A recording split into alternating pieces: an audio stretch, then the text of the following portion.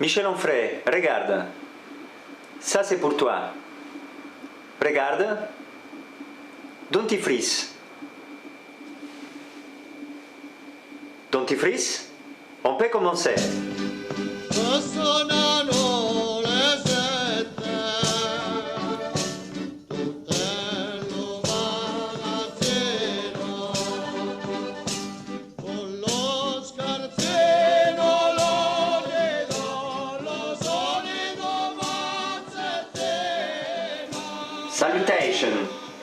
Salutations pharaoniques, païennes et sensuelles de la part de Donatello Arceliancho.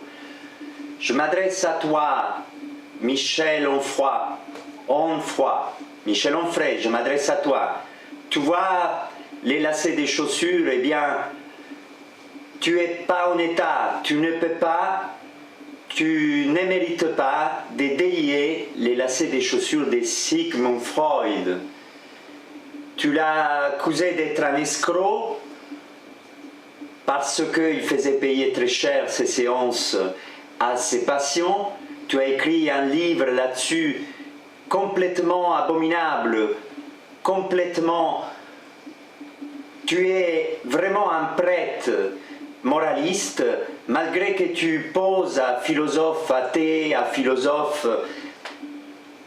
qui est contre la morale, philosophe nietzschéen, mais Nietzsche, il te déteste, Michel Onfray. Tu n'as rien compris de Freud, parce que tu es tellement minuscule, tellement un prêtre moraliste. D'ailleurs, tu n'es même pas digne d'être associé à un prêtre, car les prêtres, avec leur costume, l'utilisation de l'encens, leur récit, leur mythologie extraordinaire, ils s'habillent en fuchsia, les chapeaux de reine d'Angleterre qui est propre aux cardinaux. Les prêtres, voilà, ils ont ces côtés carnaval de Rio de Janeiro qui te manquent complètement, Michel Onfray. Il y a rien de plus gris et de plus moyen que toi. Et effectivement, tu ne peux pas parler... Tu n'es pas digne de parler de cette façon de Freud en disant qu'il est un escroc parce qu'il a fait payer cher les gens qui du coup faisaient appel à lui.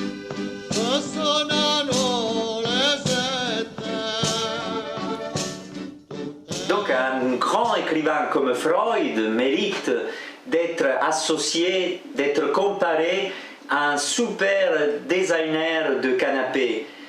Effectivement, exactement dans la même logique, comme on s'assoit sur un super canapé, on peut s'asseoir sur une super écriture qui nous donne du confort, nous soulage, nous détend, et nous, en plus,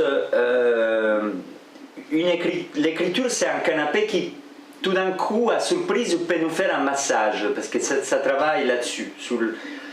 Un massage, il nous amène dans une exploration, effectivement, exploration, voyage, billet. On sait très bien que quand on part pour un grand voyage, on paye très cher les billets. L'avion, effectivement, c'est le même principe. Donc, quelqu'un qui crée cet avion, crée cette possibilité des voyages extraordinaires en soi-même, à l'endroit même où un avion n'est pas capable d'aller, mérite infiniment d'argent, mérite tout l'argent des galaxies. Et effectivement, Michel Onfray, quand tu as ces propos très insultants par rapport à Freud, en lui disant qu'il est un escroc, etc., en fait, tu souhaites qu'un artiste, qu'un écrivain, il crève la dalle.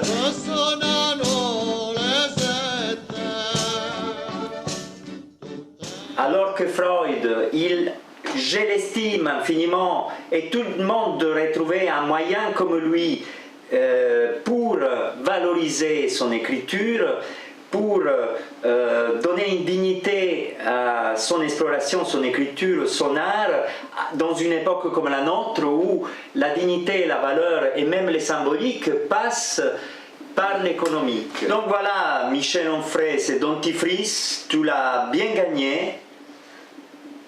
Chaque fois que tu penses à Freud, d'ailleurs, chaque fois que tu penses, chaque fois, même en absolu, chaque fois que tu ouvres la bouche, lave-toi la bouche avec les dentifrices qui te confient Fosco Corigliano, le pharaon de l'art, pour le Donatello Art Serial Show.